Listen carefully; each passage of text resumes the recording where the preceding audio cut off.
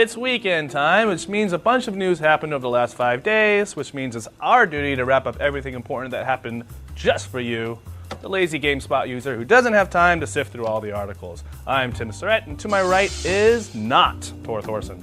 Brendan Sinclair here, and I finally made it to the big boy table. No more dimly lit newsrooms, no more ankle chains, no more eating out of dog bowls. Sometimes. I have arrived. Think what you want, Brendan, but this is just a temporary gig, so don't start practicing your autographs just yet. Dude, can I have your autograph? Yeah. Oh. Anything for a fan. Right. There you go. You're not Tor Thorson. Well, Big Shot. Why don't you lead us off this week? Sure thing. I shall begin making love to the camera. This week started off with doom and gloom for Sony, as a Bloomberg survey of analysts predicted that the PlayStation 3 maker's third quarter profits could fall by more than 50%.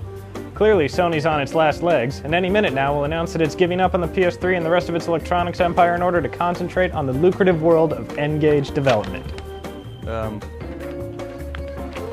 According to Sony's consolidated financial results for the third quarter, profits were only down 5.3% and stood at 159.9 billion yen, approximately $1.3 billion.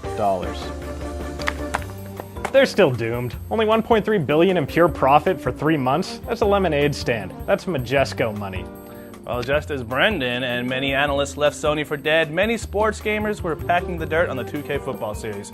In late 2004, Electronic Arts acquired the exclusive rights to the NFL, making it legally impossible for any other company to make an NFL game, and leaving its own Madden NFL franchise to dominate, just like the Colts will do to the Bears this weekend. Yeah. But who says you need the NFL to make a good football game? Oh, I do. Boom!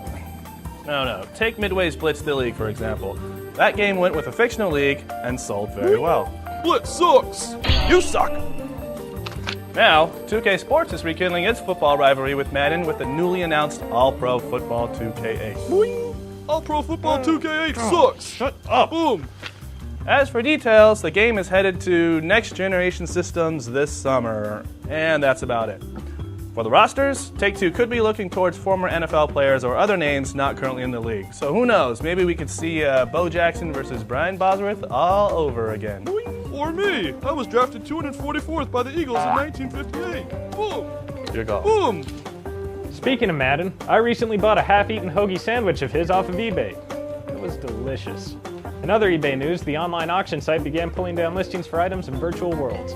That means no more forking over money for a level 60 paladin or a plus 18 hammer of world rocking and having fun right away, prospective World of Warcraft and EverQuest players. Nuh-uh. Now you gotta slog and grind and pay your dues and suffer like everybody else. Who do these people think they are, not wanting to skip the boring stuff in a game they bought at a store and now pay a monthly subscription fee on? It's outrageous. Anyway, there's one virtual world that isn't covered by eBay's prohibition, Linden Labs' Second Life.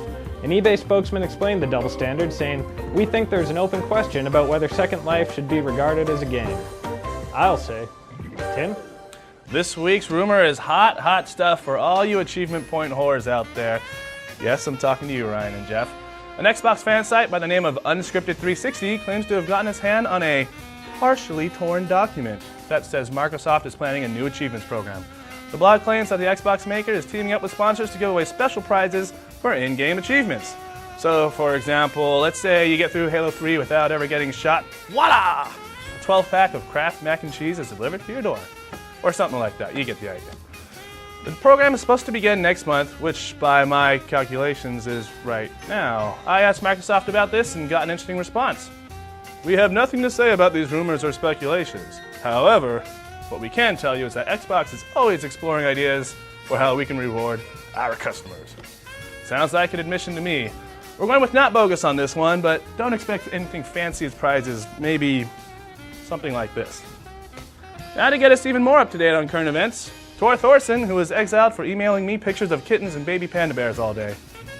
Thanks, Tim. Speaking of fuzzy animals, today is Groundhog Day, and Punxsutawney Phil apparently saw his shadow, meaning even earlier spring for the non-winter, which has frustrated snowboarders everywhere. The week's news was dominated by the earnings release of the biggest third-party publisher of all, Electronic Arts. The company announced on Thursday that it saw its revenue rise only 1% to $1.28 billion, and its net income fall 38% to $160 million. However, that was better than most analysts expected, and EA stock shot up $3 in after-hours trading. The bulk of EA's quarterly sales were from its biggest franchises. Madden sold over 3 million units, bringing its year-long total to over 8 million units in the US alone. 6 million copies of FIFA 07 were sold, just below the 8 million copies of Need for Speed Carbon that raced off store shelves. Last but not least, over 10 million Sims games were sold during the quarter, a full half of which was Sims 2 Pets. See, Tim? People like fuzzy animals. More interesting, though, were the product announcements that came out of EA's conference call with analysts. In it, the company revealed that it has put the role-playing game The Lord of the Rings, The White Council, on indefinite hold while it mulls over what to do with the Rings license. EA will also be publishing Mercenaries 2 World in Flames, the new open-world shooter from BioWare Pandemic, which apparently is still PS3 exclusive. Finally, DS owners got a major boost when EA revealed that Spore, Will Wright's forthcoming Civilization Evolution game, will be coming to Nintendo's dual-screen handheld. Hey, that's got cute animals in it too, right?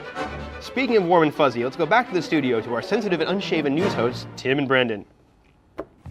Outstanding, and you did a pretty decent job up here at the big boy desk, Brendan. Oh, thanks. Does this mean I can eat lunch with you and Tor now? No, of course not. For all the latest news in the gaming world, like Konami's upcoming lineup of games, Saints Row banging on PS3s, and Godzilla getting unleashed on the Wii, check out GameSpot.com/news. Keep forwarding those cute overload pictures, Tor. Don't.